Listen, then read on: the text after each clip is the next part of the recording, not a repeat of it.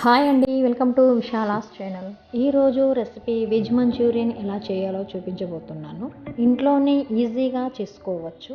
ఒక బౌల్ తీసుకొని సన్నగా కట్ చేసుకున్న క్యాబేజీ 1 కప్పు, తురిమిన carrot 1 small cup, half tea spoon అల్లం వెల్లుల్లి, హాఫ్ టీ స్పూన్ ఉప్పు, స్మాల్ టీ స్పూన్తో కారము, కొద్దిగా మిరియాల పొడి, ఇవన్నీ కూడా ఒకసారి కలుపుకోవాలి. వాటర్ వేయకూడదు, ఆల్రెడీ క్యాబేజీ క్యారెట్లో వాటర్ ఉంటాయి. ఇప్పుడు 2 స్పూన్స్ కార్న్ఫ్లోరు, 2 స్పూన్స్ మైదా పిండి వేసుకొని పూర్తిగా కలుపుకోవాలి. ఇప్పుడు కలుపుకున్న పిండిని మంచూరియన్ బాల్స్ లాగా చేసుకోవాలి.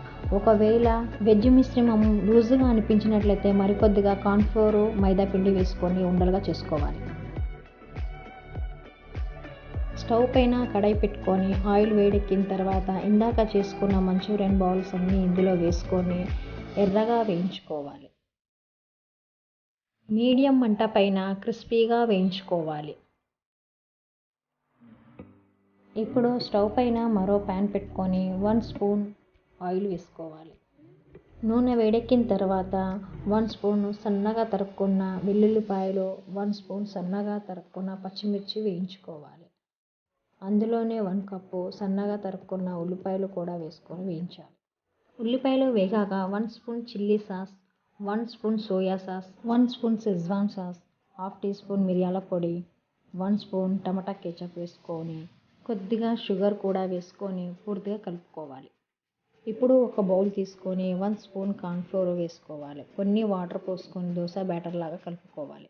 ఈ సాసుల్లో వేసుకొని అడగంటకుండా సన్నని మంట పైన 2 మినిట్స్ ఉడికించాలి. ఉప్పు టేస్ట్కి తగ్గట్టుగా కొద్దిగా వేసుకోవాలి, ఎందుకంటే సాసుల్లో కొద్దిగా ఉప్పు ఉంటుంది కాబట్టి. ఇందాక చేసుకున్న మంచూరియన్ బాల్స్ అందులో అన్నీ వేసుకొని పూర్తిగా కలుపుకోవాలి. కొద్దిగా కొత్తిమీర మరియు స్ప్రింగ్ ఆనియన్స్ చల్లుకొని దింపేసుకోవాలి. అంతేనండి, వేడివేడి హోటల్ స్టైల్ మంచూరియన్ రెడీ.